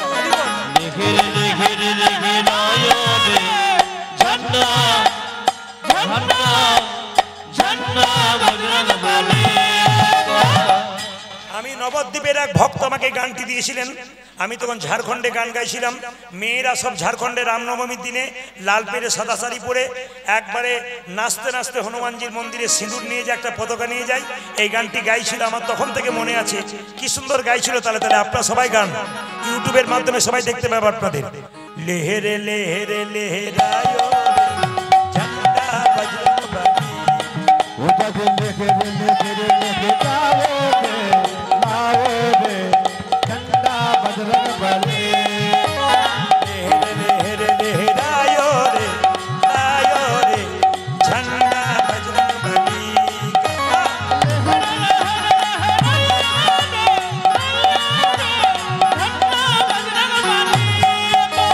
झंडा बजरंग बली का झंडा महावीर बली। ताली ताली। देखो झंडा देखो झंडा देखो झंडा बजरंग बली का झंडा महावीर बली का। এখানকার মায়েরা যে নাচতে পারে তার সিগন্যাল কিন্তু প্রথমেই পেয়েছি। আমি যখন গ্রামে ঢুকছি না, মাইকে গান হচ্ছে, ওখানে একজন মা নিজের মনেই নাচছে, তখন বুঝলাম যে পার্টি আছে। ওখানে নাচছিল, পার্টি আছে। এই যে আপনারা যে নাচতে পারেন এত সুন্দর। কালকে আমি গাইঘাটা ছিলাম, গাইঘাটা উত্তর 24 পরগনা।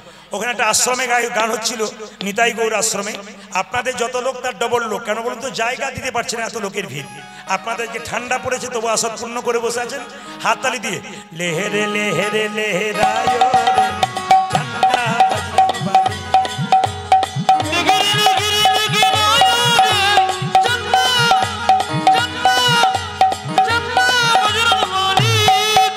যে ঝান্ডা বজরং বলী কা ঝান্ডা মহাবীর বলী। ঝান্ডা झंडा झंडा झंडा बजरंग बली का झंडा बजरंग बली। বলো লেহেরে লেহেরে লেহেরায়ো রে ঝান্ডা বজরং বলী। উলধ্বনি বলো লেহেরে লেহেরে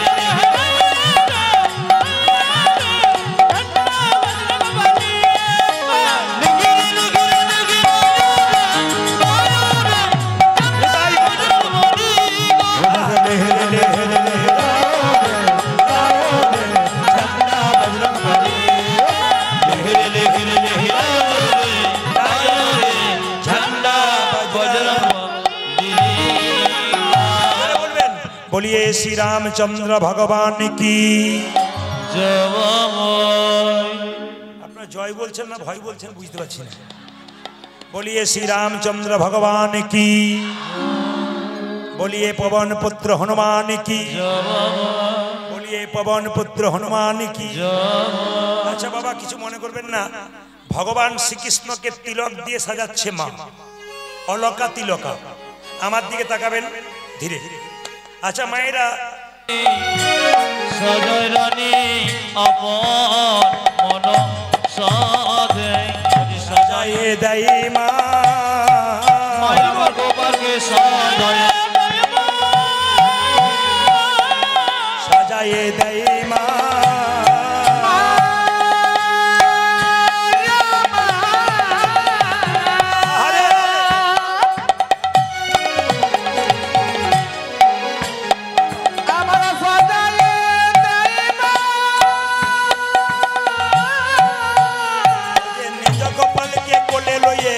সাজায়ে দেয় মা, নিজের গোপাল কোলে লয়ে সাজায়ে দেয় মা। নিজ গোপালকে কোলে লয়ে আপন মনের সাধে নিজের গোপাল কোলে লয়ে আপন মনে সাজাইছে নিজের গোপাল কোলে লয়ে আপন মনে সাজাইছে নিজের গোপাল কোলে লয়ে আপন মনে সাজাইছে নিজের গোপাল কোলে লয়ে আপন মনে সাজাইছে আরে সাজায়ে ওগো সজয় রানী এই আপন মন সাধে সাধে সজয় রানী আপন মন সাধে। জোরে বলুন রাধা রানী কি। তবে শুনে রাখুন মায়েরা, এই যে নামাবলী আপনারা দেখছেন, নামাবলী, এই নামাবলীর জন্ম কোথা থেকে? সবাই মিলে একটু উলুধ্বনি দিন, আমি বলে দেবো।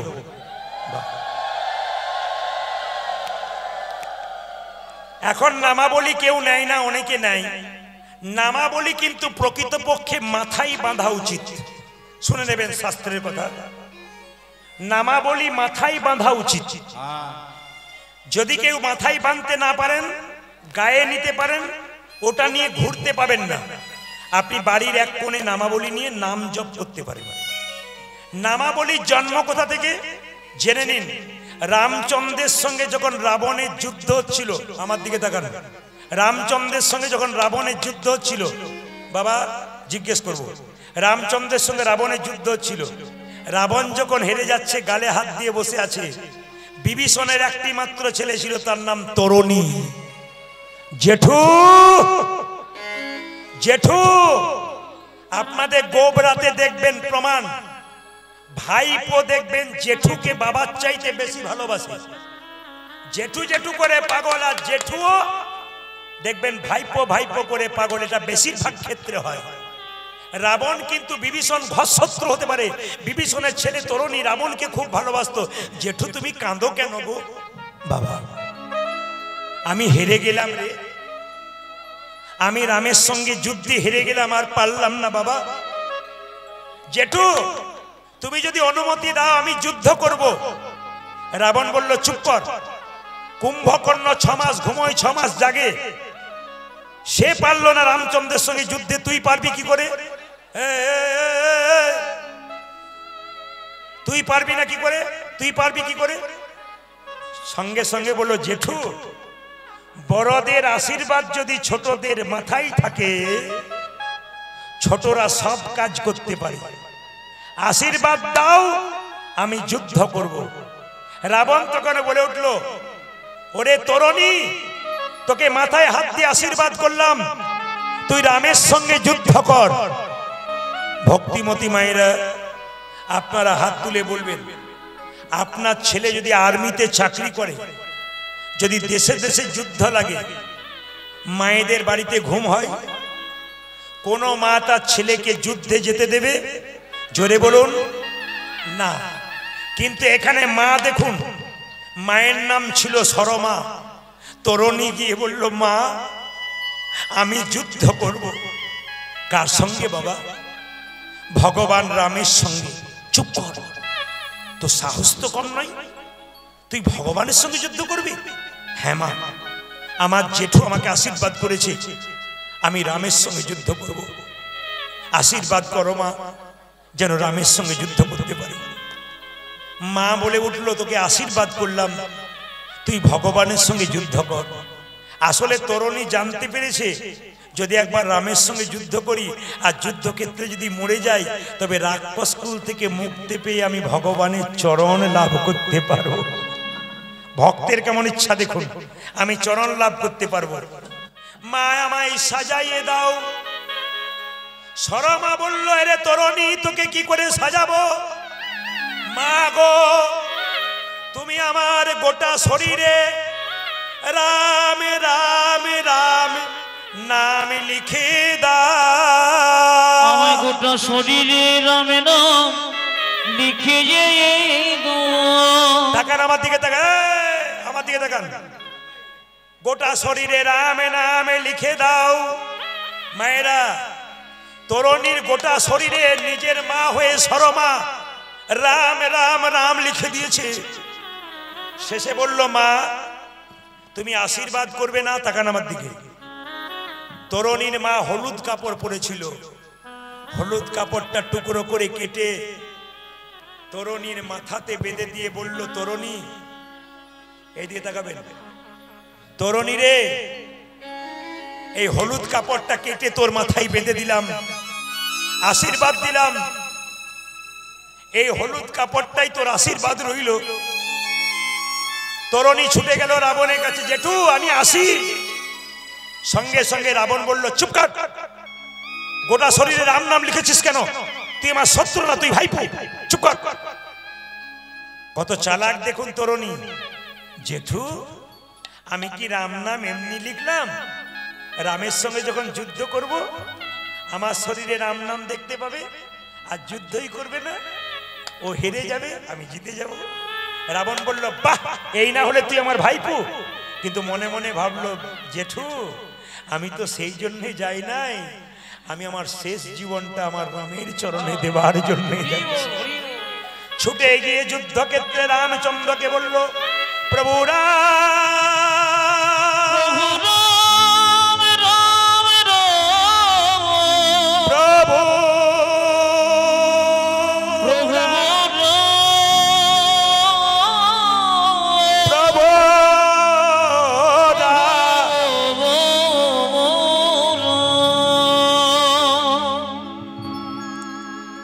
বাবা কোনদিন দেখেছেন আপনারা? ছেলে মরবে জেনেও বাবা চুপ করে আছে, এমন বাবা দেখেছেন? তরুণীর বাবা বিভীষণ রামচন্দ্রের পাশে দাঁড়িয়ে আছে, যেই না ছোট্ট ছেলেটি রাম রাম করে চিৎকার করেছে, তরুণী চিৎকার করছে, তখন রামচন্দ্র বিভীষণকে বলছে, বিভীষণ এই ছেলেটা কি গো? তোমার রাক্ষস বংশে এমন কে ছেলে যে আমার রাম নাম বলে ডাকে? বিভীষণ একটাও কথা বলে নাই, মাথা নিচু করে দাঁড়িয়ে ছিল। ও বিভীষণ বলো, একটাও কথা বলে নাই। তরুণী বলল, প্রভু রাম, আমি তোমার সঙ্গে যুদ্ধ করতে চাই। রামচন্দ্র বলল, তরুণী পালিয়ে যা, যদি না যাবি তুই শেষ হয়ে যাবি বাবা।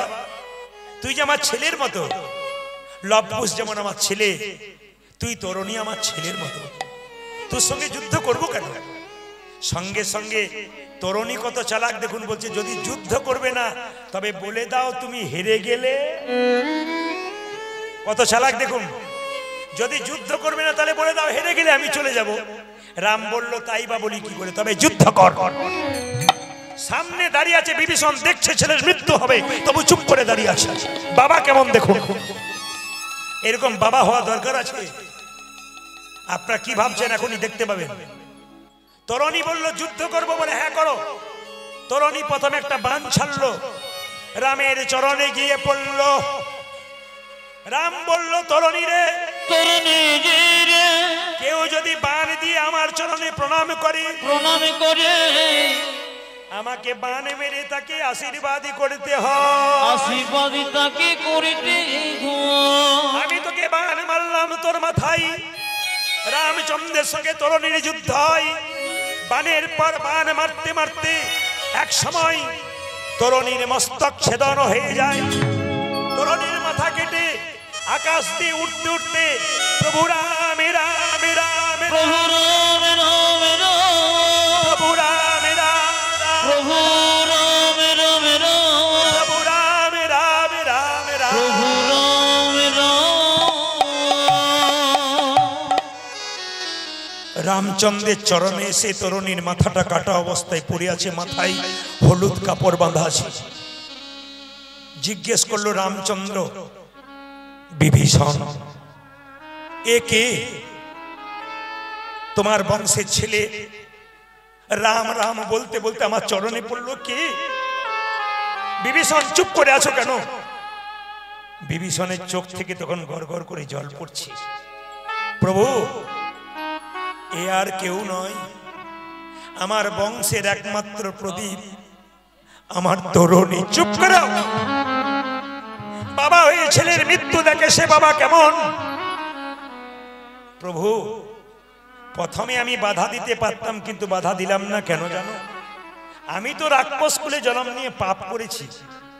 আমার ছেলে রাক্ষস কুলে জন্ম নিয়ে পাপ করেছে, যে তোমার চরণ প্রাপ্ত হয় তার রাক্ষস কুল থেকে মুক্তি পেয়ে যাবে। রামচন্দ্র বলল, তরুণী রে, তাকান তাকান আমার দিকে তাকান। রামচন্দ্র বলল, তরুণী রে, তোর কাটা মুন্ড যখন আমার চোখের সামনে পায়ের সামনে পড়ল, কথা দিলাম তরুণী, আগামী দাপরে আমি কৃষ্ণ হব, তুই হবি সুবল সখা, তুই হবি সুবল সখা। তোকে সামনে রেখে আমি লীলা করব রাধারানীর সঙ্গে। ওরে তরুণী রে, ওরে তরুণী রে, তোর মা এই যে হলুদ কাপড়টা আশীর্বাদ স্বরূপ তোর মাথায় বেঁধে দিয়েছি, আমি এই হলুদ কাপড়ে তোর এই শরীরের রক্ত দিয়ে রাম রাম রাম রাম লিখে দিলাম, রামে রামে লিখিয়ে দিল, এর নাম হলো রামাবলী। এই নামে হলো রামাবলী। ভালো করে শুনবেন, প্রথমে ওটা নামাবলী ছিল না, প্রথমে ছিল রামাবলী, তারপরে ওটার নাম হলো নামাবলী। আজ থেকে এটার নাম হবে রামাবলী থেকে নামাবলী। রামাবলী থেকে নামে হবে রামাবলী। সুবল বলছে, কানাই দাদা বলাইয়ের জন্মদিন, আজ কোথায় যাবি? সুবল রে, আজকে কালীনাগকে দমন করতে যাব। শোন রে সুবল, মনের কথা, কালী দহদ রয়েছে যথা। হাই হাই শোন রে সুবল, মনের কথা, কালী দহগে রয়েছে যথা। শোন রে সুবল, মনের কথা, কালী দহদ রয়েছে যথা। ও দাদা শোন রে সুবল, মনের কথা, কালী দহদ রয়েছে যথা। কালী সর্পের দর্প করিব ক্ষয়, ব্রজবাসী সবে পাবে রে অভয়। কালী সর্পের গর্ব করিব ভয়, ব্রজবাসী সবে পাবে রে অভয়। কালী সর্পের দর্প করিব ক্ষয়, ব্রজবাসী সবে পাবে রে অভয়।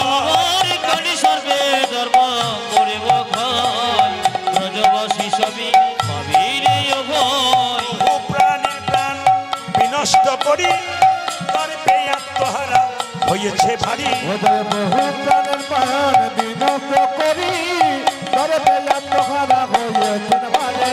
বহু প্রাণীর প্রাণ বিনষ্ট করি, দর্পে আত্মহারা হয়েছে। সুবল, সুবল, এই পথে চালা রে। এই পথে জনরে, কোন দিকে যাবি বুঝতে পেরেছিস? ওইদিকে কালীয়া নাগ আছে। এই পথে চালা রে, এই পথে জনরে, ওরে গোধন গুলি লইয়ে সবর বোধনে গুলিল এই পথে জনরে। গোধন গুলি লইয়ে এই পথে চালা রে। আজ বধন পুরলে এই পথে চালারে। সুবল বলে, কানাই না না, ওই পথে যাব না, আমরা ওই পথে যাব না, পথে যাব না। না না ওই পথে যাব না। ওদিকে যাস না, ওদিকে তোর দাদা আছে। ওই পথে যাব না, ওই পথে যাব না। মা যশোদা করেছে মানা, ওই পথে যাব না। আমার মা যশোদা করেছে মানা, ওই পথে যাব না। মা যশোদা করেছে মানা, ওই পথে যাব না। ওই দাদা মাঝে সদা করেছে মানা, ওই পথে যাব না। কেন? ওদিকে কালীয়া নাগ আছে। কৃষ্ণ বলল, আমায় দেখাইয়ে দিবি রে, আমায় দেখা যে দিবি রে, দেখাইয়ে দিবি রে। ওই আমার দেখায়ে দিবি রে। আগে দেখতে কেমন দেখাইয়ে দিবি রে। হাই হাই কালী নাগে দেখতে কেমন দেখা যে দিবি রে। কালীর আগে দেখতে কেমন দেখাইয়ে দিবি ওই রে। দাদা কালী নাগি দেখতে কেমন দেখায়ে দিবি রে। দেখিতে সাজা গিয়েছে দেখাইয়ে দিবি রে। ওরে নাগ দেখিতে সাজা গেছে দেখা যে দিবি রে। দেখিতে সাজা ওই দাদা নাম দেখতে সাজে দিতে দেখায়ে দিবি রে। বল, আমি আগে যাই। কৃষ্ণ বলছে, তোদেরকেও বলিব, ওদিকে ও বলিব, তোদেরকেও বলিব। ওই যে কালীর আগে দেখতে কেমন, তোদেরকেও বলিব। ওই দাদা কালী নাগি দেখতে কেমন তোদেরকে হো বলিব। কালীর আগে দেখতে কেমন, তোদেরকেও বলিব। ওরে কালী নাগে দেখতে কেমন তোদেরকে সাজা বলিব। গিয়েছে, কালী নাগে দেখতে কেমন, দেখিতে সাজা গিয়েছে। ওরে কালী নাগে দেখতে কেমন, নাম দেখতে সাজে ওরে দিতে, কালী নাগে দেখতে কেমন, নাম দেখতে সাজে দিতে, ওরে কালী নাগে দেখতে কেমন, নাম দেখতে সাজে আমি দিতে। তোদেরকে বলিব। জোরে বলুন, রাধা রানী কি জয়টা মনে হচ্ছে যত রাত্রি হচ্ছে কমছে। কমিটির ছেলেরা বারবার বলছে খুব ঠান্ডা, 5টা থেকে আরম্ভ হবে, আসুন আসুন। আপনারা চলে এসছেন, কিন্তু আপনার পাকা ভক্ত। রাধা রানী কি,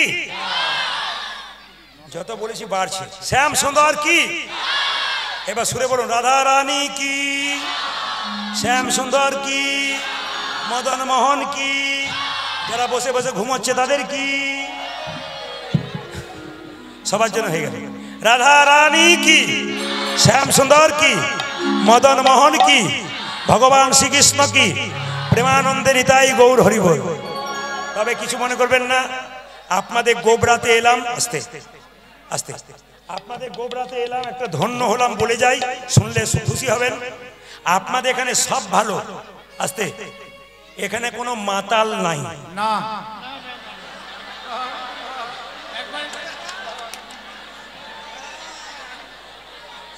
আছে? বাবারে মায়েদের কি হাসি, বলে ঘরে গিয়ে দেখবেন কি হয়। আস্তে আস্তে এদিকে দিকে বাচ্চাগুলো, আস্তে আস্তে বাচ্চাগুলো বুঝছে আছে। তবে একটা কথা বলি, যিনি মদ খাচ্ছেন, মদ খাওয়ার সময় নিজের ছেলের মুখটাকে স্মরণ করে খাবেন। সবার কাছে নিবেদন রইল, যিনি মদ খাচ্ছেন নিজের ছেলে, পয়সা দেওয়া মানে প্রণাম হয়ে গেল। এদিকে এদিকে মায়েরা, যিনি মদ খাচ্ছেন নিজের ছেলের মুখগুলোর দিকে তাকিয়ে মদ খাবেন। কেন বলুন তো? আপনি যেমন হবেন, আপনার রক্তের বাচ্চাটা বড় হয়ে তেমনি হবে। তবে মাতালদেরকে আমি সম্মান দিই। প্রশ্ন করবেন কেন?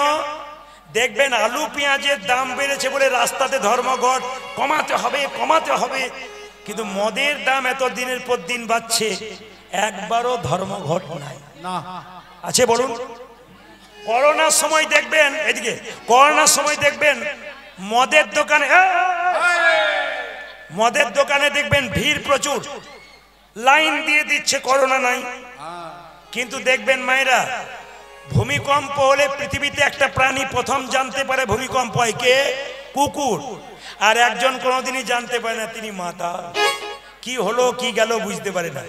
তবে যারা মদ খায় তাদের তিনটে লাভ হয়, বলবো না, বাদ দিয়ে দেবো, বলে দিই। আর মায়েরা বলছেন বলুন, যদি কিছু শোধরাই তো শোধরা দেয়। এই দেখুন, কালকে গাইঘাটাতে গান করছিলাম, এই যে তাকান মায়েরা, গাইঘাটাতে গান করছিলাম, স্বামী স্ত্রীতে দেখা করতে এসছে। দাদা বলে কি মানে কি বলুন তো? মানে ইনি একটু খাই, বলবেন একটু। স্বামী স্ত্রীতে বসে আছে, হঠাৎ যেই না বলে দিয়েছি মদ খেলে তিনটে উপকার হয়, স্বামী তখন স্ত্রীকে বলছে, শোনো, ভালো করে শোনো কি বলছে দেখো। কিন্তু তিনটে উপকার কি? আস্তে আস্তে টাকা দেবেন না। এখন কীর্তনে আসলে কোনো কমিটিকে বলবো উঠতে দেবেন না। 50-100 টাকা 20 টাকার জন্য গানটাকে নষ্ট করবেন, বারবার বলবো, একবারে আপনারা ওসব করবেন না। আমি একটা কথা বরং বলবো, এইদিকে মায়েরা, মদ খেলে তিনটে লাভ কি কি? বাড়িতে চোর ঢুকবে না, দেখবেন কুকুরে কামড়াবে না, আর বেটা কোনোদিনই বুড়ো হবে না চিরকাল। কেন বলুন তো? যে মদ খায়, মদটাকে খায়, কাস্তে কাস্তে কাস্তে কাস্তে সন্ধ্যে থেকে সকাল হয়ে যায়। আর চোর ঢুকতে গিয়ে ভাবে বেটা জেগে আছে, ঢোকার দরকার নাই। আর কুকুরে কামড়াবে না কেন? হাতের লাঠি নিয়ে যখন রাস্তা দিয়ে যাবে, মদ খেয়ে যখন দেখবেন চলতে পারবে না, হাতের লাঠি দিয়ে রাস্তা দিয়ে যাবে, কুকুর তখন ভাবে পালা, নইলে নিতাই গৌর হরি হরি। আর কামড়াবে না কেন? এইদিকে যারা পান মাতাল হয়, তারা নর্দমার পাশে পড়ে থাকে, কুকুরগুলো ভাবে আমরাও শুয়ে আছি, ও শুয়ে আছে, আমার প্রতিবেশী বটে, কামড়ানোর দরকার নেই। আর বুড়ো হবে না কেন? বুড়ো হবার সুযোগ পাই না, তার আগেই নিতাই গৌর হরি বল। সবার কাছে নিবেদন রইল, ভগবান শ্রীকৃষ্ণ কালিয়ানদকে দমন করবে বলে কি করলো? হেরি যদু নন্দন দুষ্ট সর্ব বিনাশন,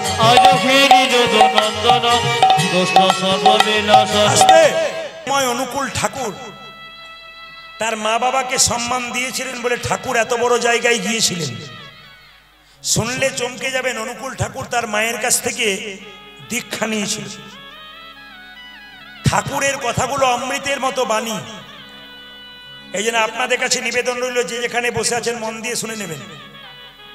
মা বাবাকে কেউ কাঁদাবেন না। যার বাড়িতে মা কাঁদে, বাবা কাঁদে, তার কোনদিন সুখ হয় না। একটা মায়ের পেটে একটা বাচ্চা 10 মাস 10 দিন জায়গা হয়, সেই ছেলে বড় হয়ে কৃষ্ণনগরে গিয়ে ফ্ল্যাট কেনে, আত্মীয় স্বজনের সবার জায়গা হয়, বাবা মায়ের জায়গা হয় না। এমন কীর্তন শুনে কোনো লাভ হবে না। শ্রাবণ মাসে দেখবেন ছেলেরা জল ঢালতে যায়, এইদিকে শ্রাবণ মাসে ছেলেরা জল ঢালতে যায়, কাঁধে বাঁক নিয়ে 10 কিলোমিটার দূরে।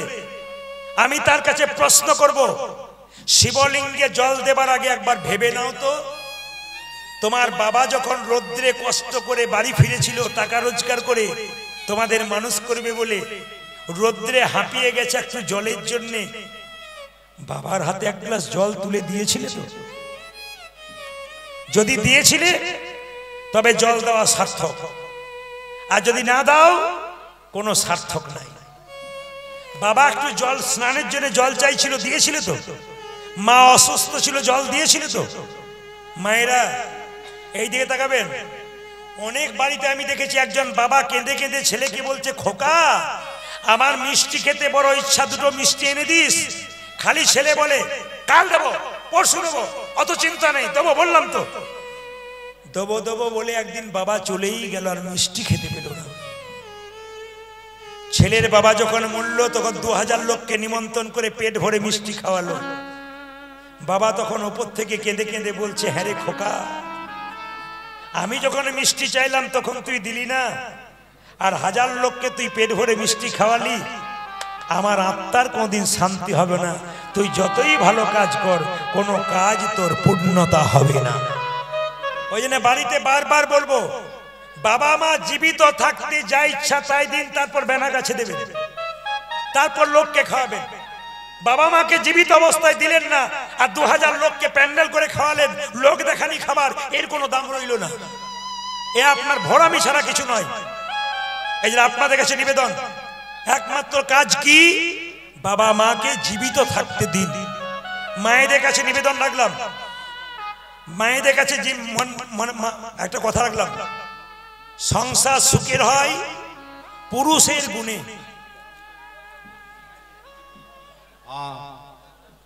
যাক, আপনারা খুব ভালো মেয়ে।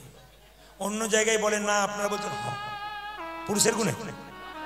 সংসার সুখের হয় রমণীর গুণে, গুণবান স্বামী যদি থাকে তার সঙ্গে। রাত্রিবেলায় কীর্তন শুনতে এসছেন, বাড়ি ফিরে আসবেন, দেখবেন বাড়ির সবাই ঘুমোচ্ছে, একজন কিন্তু দরজা খুলছে আর বেরোচ্ছে, তিনি হলেন মা কিংবা বাবা। এদের কথা ভাবুন, জীবন সুন্দর হবে। দেখবেন যারা চাণক্যদেবের চরিত্র পড়েছেন, চাণক্যদেবের সামনের দাঁত দুটো বড় ছিল, তার মা ছোট অবস্থায় কোলে নিয়েছিল। একজন জ্যোতিষ বলেছিল, মা তোমার ছেলের সামনের দাঁত দুটো বড়, তোমার ছেলে রাজা হবে। সঙ্গে সঙ্গে চাণক্যদেব 5 বছর বয়স, তার মা কোলে নিয়ে বললো, খোকা তুই রাজা হবি, তুই রাজা হবি। মায়ের কত আনন্দ, ছেলে যদি রাজা হয়। হ্যাঁ রে বাবা, তুই যখন রাজা হবি আমায় ভুলে যাবি না তো? চাণক্যদেব 5 বছর বয়সে বলেছিল, মা রাজা হব কি করে? তোর দাঁত দুটো দেখে বললো একজন জ্যোতিষ যে তুই রাজা হবি, আর রাজা হলে তুই আমায় ভুলে যাবি।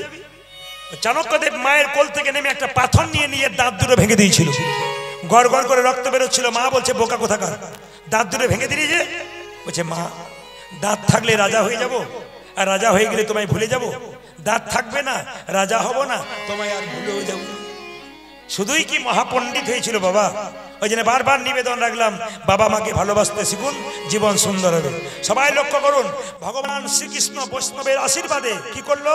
কালীনাগের মাথাতে পা রাখলো। সবাই করজোরে বসুন। ওগো ফানাতে ফানাতে গমন করি, ফানাতে ফানাতে গমন করি, ফানাতে ফানাতে গমন করি, ফোনাতে ফোনাতে গমন করি, নটবর বেশে দাঁড়ালো হরি, নটবর বেশে দাঁড়ালো হরি, নটবর বেশে দাঁড়ালো হরি। আজ নটবর বেশ দাঁড়ালো করি। কত সভা হয়েছে, কত শোভা হয়েছে, কত সভা হয়েছে, দেখো দেখো কত শোভা হয়েছে। কালীনাগের মাথার ওপর কত সভা হয়েছে। ওই কালীনাগের মাথার উপর কত শোভা হয়েছে। কালীর ফনায় নটন রঙ্গ, কালীর ফনায় নটন রঙ্গ, কালীর ফনায় নটন রঙ্গ।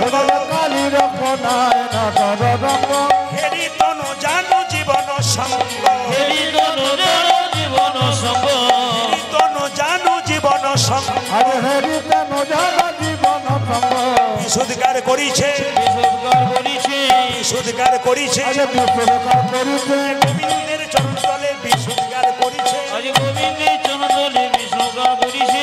আরে কালিয়ানাগ, তুই আমার চরণে বিষ দিচ্ছিস, লোকে আমার চরণ পেলে অমৃত দেয়। কালিয়ানাগ বলল, তুমি আমার অমৃত দাওনি, বিষ দিয়েছো। আমি যা আছে তাই দিলাম, আমার কাছে দিলাম, যা আছে তাই ওই দিলাম। আমার যায় আছে তাই দিলাম। ওই যে গোবিন্দ তোমার শ্রী চরণে যা আছে তাই দিলাম।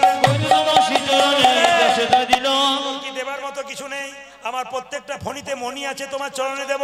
ফণি মণি গণ হইয়া ভীত, ফণি মণি গণ হইয়া ভীত, ফণি মণি গণ হইয়া ভীত, আরে মনে মনে গণ হইয়া ভীত, শ্রীকৃষ্ণ চরণে হইল নত, কৃষ্ণ চরণে হইল নত, চরণ পূজা করিছে, চরণ পূজা করিছে, চরণ পূজা করিছে, চরণ পূজা করিছে, গোবিন্দের চরণ পেয়ে চরণ পূজা করিছে।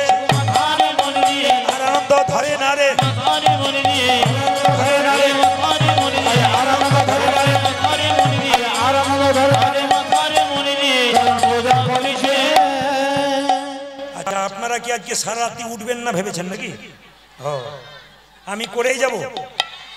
3 ঘন্টা করার কথা 3.25 ঘন্টা হয়ে গেল। বেশ ঠিক আছে, আপনারা তো বুঝতে পারলেন গোবিন্দের চরণ পেয়ে গেল কালীনাগ। মা যশোদা কৃষ্ণের কোলে, কৃষ্ণ মা যশোদা কোলে বসলো।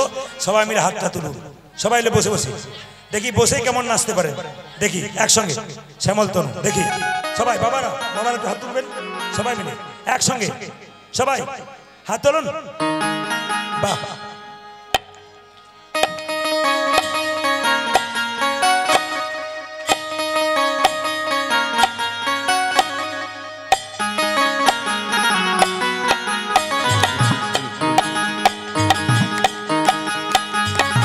সবাই হাত তুলবেন।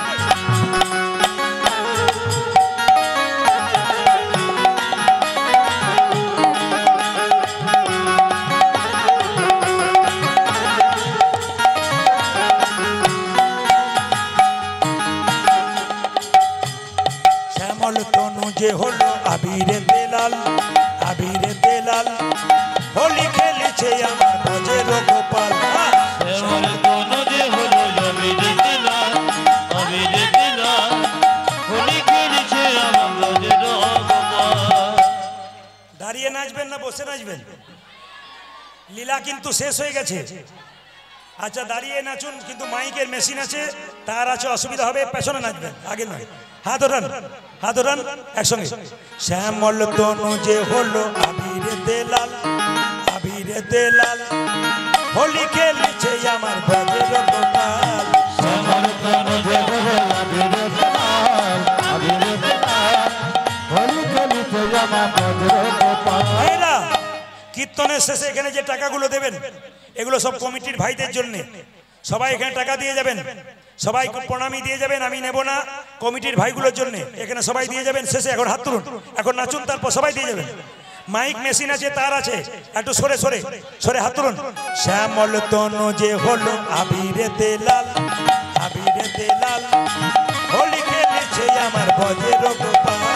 শ্যামল তনু যে হলো আবিরে লাল, আবিরে লাল, হোলি খেলেছে আমার ব্রজের গোপাল। সাথে লইয়ে সিদাম সুদাম যত না রাখা, সাথে লইয়া সুদাম সুদাম যত না রাখা, সাথে লইয়ে, হা হা সাথে লইয়ে, তারগুলো লড়ে যাবে।